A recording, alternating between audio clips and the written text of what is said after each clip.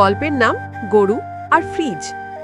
এক গ্রামে ছিল এক সোজাসাপটা কৃষক নাম হরিদাস, আর তার বউ সরলা ছিলেন একটু চালাক আর আধুনিক চিন্তাভাবনার। একদিন সরলা বাজার থেকে একটা নতুন ফ্রিজ কিনে আনলেন। এত বড় টিনের বাক্স ঘরে আনলি কেন? এটা ফ্রিজ, খাবার ঠান্ডা রাখে, নষ্ট হয় না। পরদিন সকালে হরিদাস খামার থেকে তার প্রিয় গরু লালুর জন্য ঘাস কেটে আনলেন।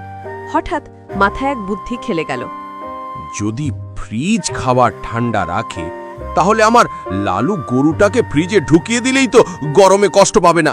সোজা বাড়িতে এসে বললেন, এই শোনো, ফ্রিজটা একটু খালি করে দাও তো, লালুকে ভেতরে ঢুকিয়ে রাখবো, দুপুরে খুব গরম পড়ছে।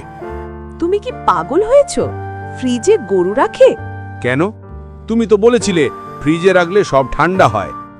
এই কথা শুনে পাশের ঘরে তাদের ছেলে হেসে গড়াগড়ি খাচ্ছে।